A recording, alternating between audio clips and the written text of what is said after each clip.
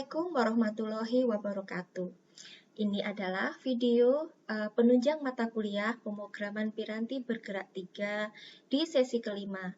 Di mana sesi kelima ini kita masih membahas tentang orientasi objek dan fitur lanjutan. Nah, di bagian ketiga ini atau bagian akhir, nanti saya akan membahas tentang function, lambda, higher order function, dan null safety.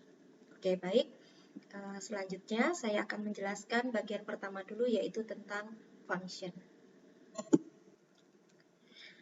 Nah, kalau di Java kita tahunya method ya. Nah, method itu sama seperti function.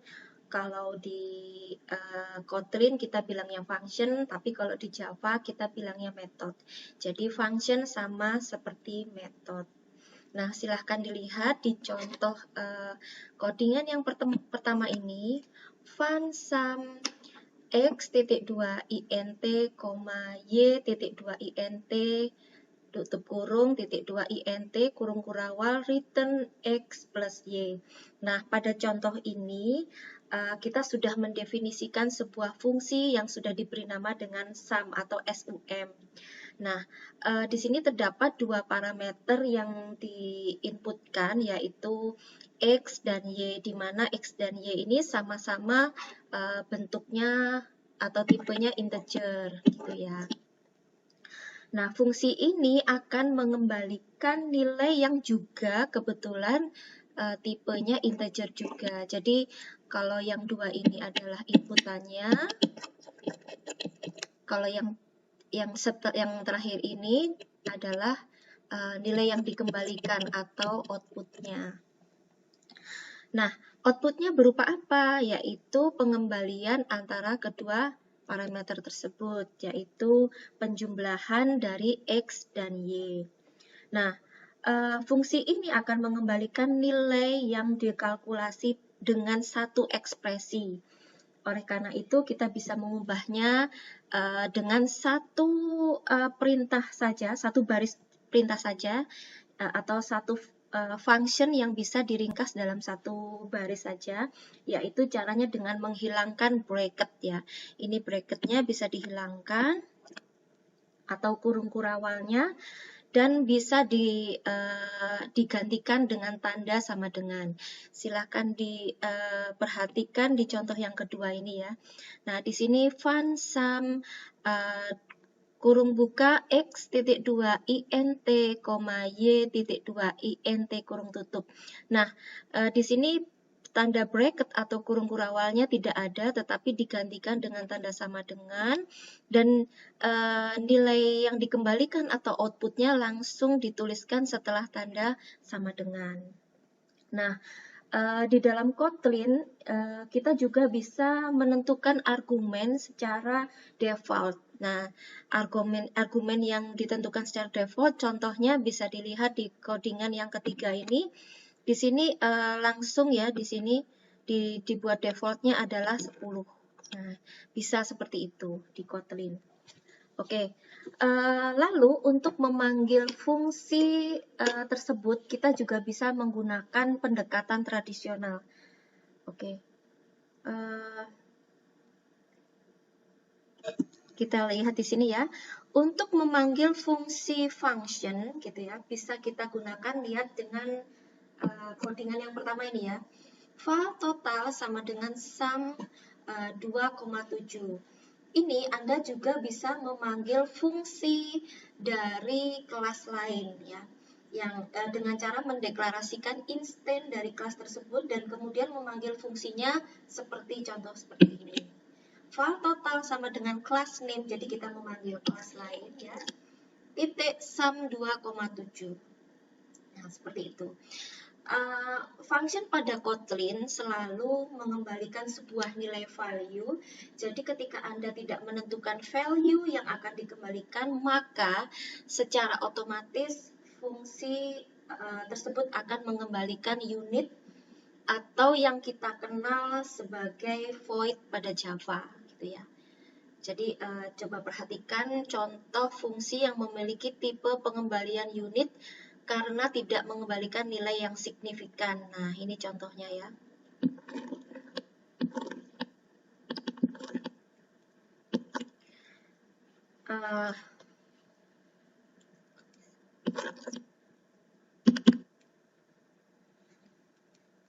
Nah, Anda perhatikan di codingan yang sebelah kanan ini ya, bahwa di sini di fungsi ini memiliki tipe pengembalian unit ya, karena tidak mengembalikan nilai yang signifikan. Oke, selanjutnya saya akan membahas tentang lambda. Lambda expression atau biasa disebut dengan anonymous fungsi atau function literal, yaitu sebuah fungsi yang tidak dideklarasikan. Nah, lambda juga tidak terkait pada entitas apapun termasuk kelas, objek, atau interface. Lambda sangat berguna karena dapat membuat penulisan kode menjadi lebih mudah dan sederhana. Oke, bisa kita lihat di slide berikutnya. Ini adalah beberapa karakteristik lambda yang harus Anda ketahui. Yang pertama, selalu terdapat tanda bracket atau kurung kurawal. Dan yang kedua, dia tidak mempunyai kata kunci fun, jadi tidak menggunakan kata kunci fun. Yang ketiga, tidak mempunyai visibility modifier seperti public, private, maupun protected. Nah, yang keempat, dia juga tidak memiliki nama fungsi. Dan yang kelima, parameter tidak berada, kenapa tidak memiliki nama fungsi gitu ya? Karena lambda sifatnya anonymous ya. Tadi di slide sebelumnya saya mengatakan bahwa lambda sifatnya anonymous. Nah, yang keempat, bahwa parameter tidak berada di dalam tanda kurung. Dan yang terakhir, yang keenam ya, tadi yang kelima, yang keenam, tidak mengembalikan tipe yang spesifik karena tipe akan ditentukan oleh compiler. Nah, pertanyaannya, lalu bagaimana cara menggunakan lambda gitu ya? Kita lihat di slide berikutnya ini. Cara penggunaan lambda. Mari perhatikan di codingan yang paling atas ya. File message sama dengan kurung kurawal buka, print ln dalam kurung happy to learn Kotlin. Nah, pada kode yang pertama ini kita telah membuat sebuah fungsi yang sudah kita beri nama, kita membuat sebuah fungsi tanpa parameter dengan lambda gitu ya. Penandaannya adalah adanya sepasang kurung kurawal ya, sebagai pembuka dan penutup di fungsi ini. Nah, fungsi ini telah kita tetapkan sebagai sebuah variabel message gitu ya, variabel message. Nah, kemudian kita bisa menjalankan lambda tersebut dengan memanggil message kurung-kurung gitu ya. Dan compiler akan menampilkan teks happy to learn Kotlin tanda seru. Nah, kita juga bisa menambahkan sebuah parameter ke dalam lambda. Silahkan diperhatikan codingan yang ketiga ini. File message sama dengan kurung kurawal params. Nah, di sini kita menambahkan sebuah parameter lambda ya. Params titik 2 string tanda panah print ln params gitu ya. Nah, pada kode ini kita telah membuat fungsi lambda dengan menambahkan parameter params gitu ya, menambahkan parameter, kita tulisnya dengan params yang bertipe string. Ini tipenya bertipe string. Bertipe string dan diikuti dengan tanda panah ya, di sebelahnya param titik 2 param yang pertama itu ya. Nah, tanda panah atau min lebih besar gitu ya, atau min lebih dari itu maksudnya tanda panah ya. Tanda ini fungsinya untuk memisahkan antara parameter dengan body. Kemudian kita bisa mengeksekusi fungsi tersebut, misalnya dengan memanggil message I love Kotlin gitu, misalnya seperti itu ya.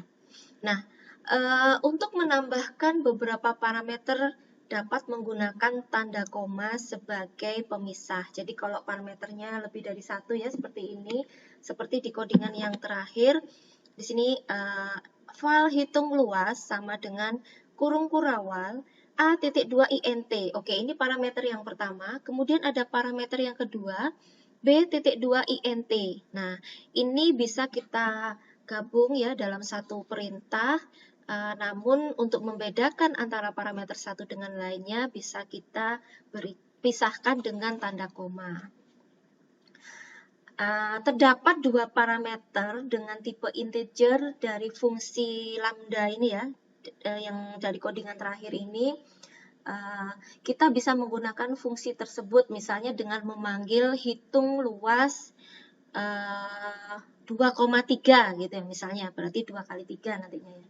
Dan memang masih banyak lagi yang bisa kita lakukan dengan lambda.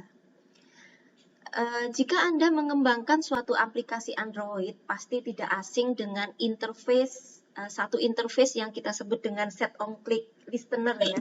Oke. Set on click listener. Nah, itu ya. Nah, interface tersebut, set on click listener tersebut itu berguna untuk memberikan aksi klik gitu ya, memberikan aksi klik pada sebuah komponen view. Misalnya ketika Anda menginginkan sebuah tombol agar dia bisa diklik gitu ya, dan menjalankan sebuah fungsi hasil dari klik tersebut, maka penulisannya bisa kita lihat di codingan yang pertama ini ya. Button.setOnClickListener kurung buka new on click listener kurung kerawal add override public void on click view v. Terus fungsi on clicknya ngapain aja di sini? Nah, seperti itu ya. Lihat beberapa jumlah baris ini. Jumlah beberapa baris kode ini ada 1, 2, 3, 4, 5, 6. 6 baris kode ini belum termasuk isi on click-nya loh ya. Nah, itu harus dituliskan hanya untuk menambahkan satu fungsi on click gitu aja pada sebuah tombol. Padahal cuma begitu aja. Nah, kode ini mengharuskan kita untuk membuat sebuah kelas Anonymous dan menerapkannya ke dalam interface. Nah, sementara dengan lambda, kita cukup menuliskan kode sederhana seperti yang Anda lihat di codingan yang bawah ini ya. View.setOnClickListener, kurung buka, kurung kurawal, view, tanda panah, terus mau aksinya apa, ya kan? Nah, bisa kita lihat bahwa di sini kodenya menjadi lebih ringkas dan mudah dimengerti ya. Padahal tadinya ada 6 baris sebanyak ini, kita bisa merubahnya menjadi hanya satu baris aja. Itulah kelebihan Kotlin ya. Baik, tadi saya sudah menjelaskan tentang function dan lambda. Nah, apabila ada kesulitan, bisa diulang videonya atau silahkan ditanyakan di kolom komentar baik di YouTube maupun di komentar Google Classroom ya, silahkan. Oke, saya lanjutkan materi yang selanjutnya yaitu tentang higher order function.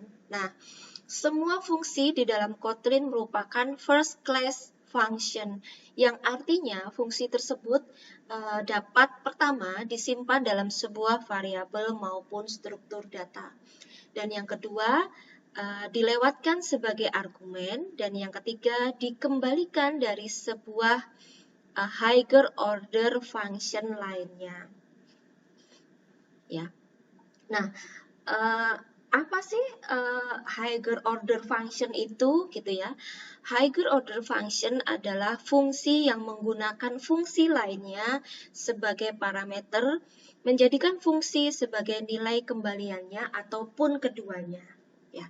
Oke, kita lihat di slide kita berikut ini. Perhatikan contoh berikut ya. Kita perhatikan di codingan yang paling panjang nih ya, paling atas ini ya. Ada fun, get nickname, full name (2 string, nickname (2 string). Ya, parameternya banyak ya. Ada full name, nickname, your name gitu ya. Ada 3 parameter di sini. Dan ketiga parameter ini tipe datanya string semua ya, gitu ya. Kemudian ada your name, tipe parameternya inputan dan pengembaliannya string. Kemudian ada tanda panah string, file result, your name, full name, nickname, println result. Jadi your name ini nanti akan menjadi yang dikembalikan gitu ya.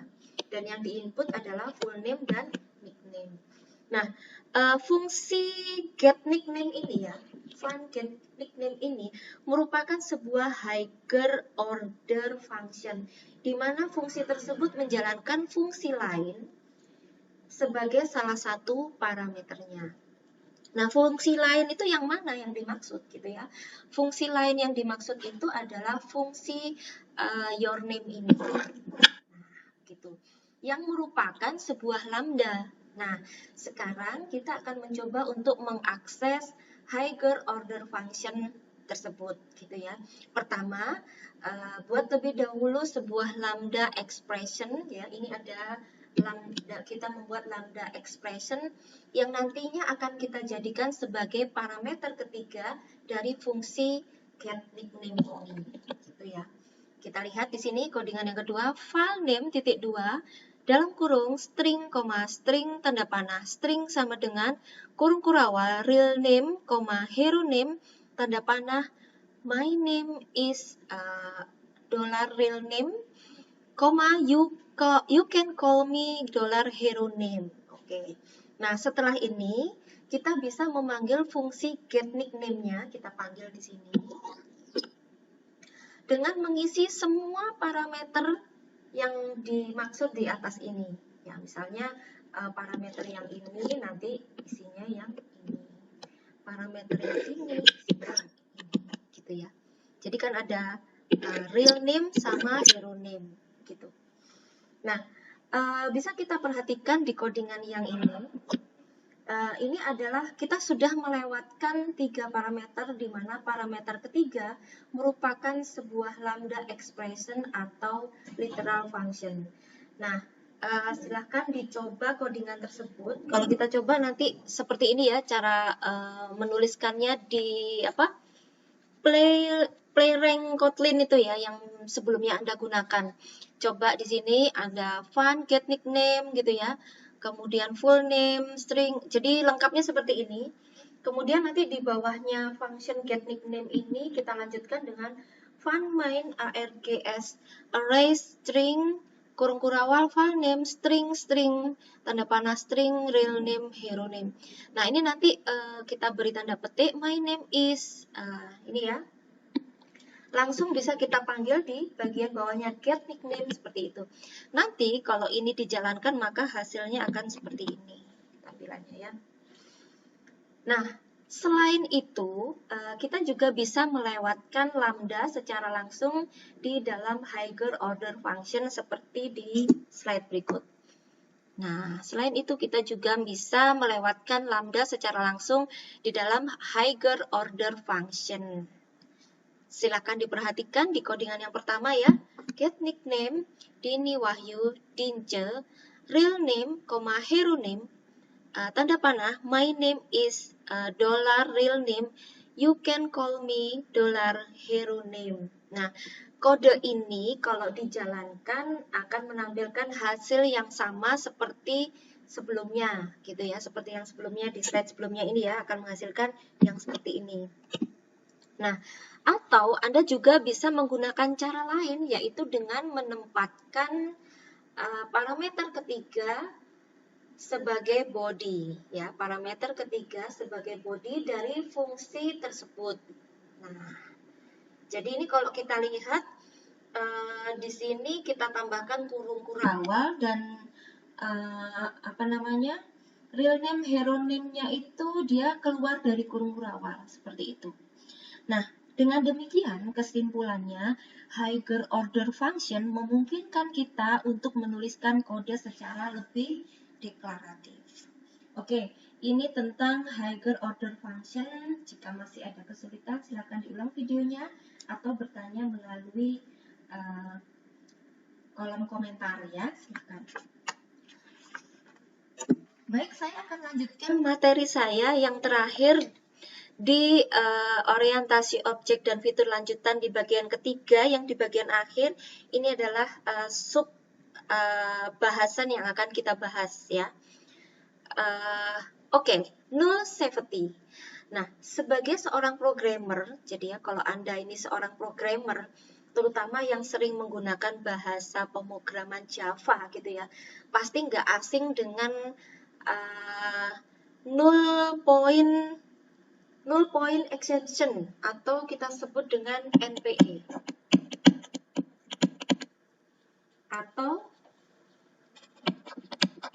null point exception. Nah, apa itu NPE? Null point exception. Atau yang sering kita sebut dengan the billion dollar mistake.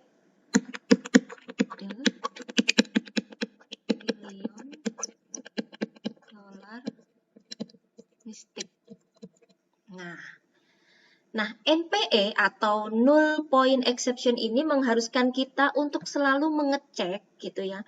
Apakah ada suatu objek yang yang memiliki potensi nul gitu ya atau tidak gitu ya. Nah, pada Kotlin Anda tidak perlu berurusan lagi dengan masalah NPE ini ya. Nah, seperti yang sudah dijelaskan sebelumnya bahwa Kotlin itu memiliki fitur null safety. Nah, sebagai salah satu keunggulan Kotlin gitu ya. Kotlin akan menempatkan null exception gitu ya pada saat kompilasi secara otomatis menangani semua NPE yang biasa terjadi. Nah, Kotlin juga mampu membedakan antara objek yang boleh null dan yang tidak boleh null pada saat objek itu dibuat. Oke.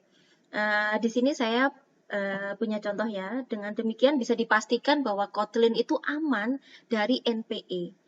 Oke, kita perhatikan ada dua contoh codingan ini ya. Contoh codingan yang pertama ada var a.2 string sama dengan stimata. A sama dengan 0. Nah, perhatikan di baris kedua ini. Di baris kedua A sama dengan 0. Nanti ini kompilatornya error gitu ya. Dia akan langsung mengalami error secara default di dalam Kotlin. Secara default objek di dalam Kotlin bersifat non-null reference. Jadi tidak bisa diisi dengan null. Lalu bagaimana untuk mengizinkan null pada sebuah objek? Nah, Anda bisa mendeklarasikan objek sebagai nullable dengan menambahkan tanda tanya ya, seperti di codingan yang bawah ini ya, var a.2 string tanda tanya, misalnya sama dengan Kotlin a sama dengan 0. Jadi untuk menanyakan gitu ya. Nah, kalau codingan yang pertama tidak berisi 0, tapi yang kedua berisi 0 gitu ya. Dengan begitu variabel a tersebut bisa berisi 0. Oke. Selanjutnya, kita akan memeriksa null. Ketika sebuah objek bersifat nullable dan kita ingin mengakses properti dari objek tersebut, maka kita harus memeriksa lebih dahulu apakah objek tersebut berisi null atau tidak. Ada beberapa cara untuk memeriksa null pada Kotlin ya. Yang pertama, menggunakan kondisi. Silakan diperhatikan di codingan ini, if dalam kurung A, tanda seru sama dengan 0 dan a.length lebih dari 0 kurung tutup. Kurung awal print string of length $a.length. Else print empty string. Oke. Ini jika kita menggunakan kondisi if else ya. Dan ada cara lain juga untuk memeriksa null pada Kotlin, kita bisa menggunakan save clause. Kalau save clause, ini adalah cara kedua, kita bisa menggunakan tanda tanya setelah A ya. A tanda tanya gitu ya. Jadi kita menggunakan tanda tanya. Nah, di kode ini A tanda tanya .length, akan memberikan nilai dari A titik length jika A tidak sama dengan 0. Namun jika ternyata A sama dengan 0, maka compiler tidak akan melakukan apapun. Saya ulangi ya. Jadi kalau A tidak sama dengan 0, namun jika ternyata A sama dengan 0, maka compiler tidak akan melakukan apapun. Baik. Yang ketiga yaitu cara lain untuk memeriksa 0 dengan Elvis operator. Kok namanya Elvis gitu ya? Nah, salah satu skenario yang paling umum yang ketika kita miliki dari tipe nullable adalah menggunakan nilainya ketika nilai tersebut tidak 0 gitu ya. Contohnya seperti ini. File company .2 string tanda tanya gitu ya. If user bukan sama dengan 0, company sama dengan user.company. Else company sama dengan default name. Nah, pada contoh kode ini kita melakukan pengecekan 0 dengan menggunakan kondisi if else gitu ya. Nah, Kotlin memiliki Elvis operator yang memungkinkan kita untuk menyederhanakan penulisan kode tersebut ya, seperti yang Anda lihat di sini. Operator Elvis dapat dituliskan dengan tanda tanya seperti ini. Ya.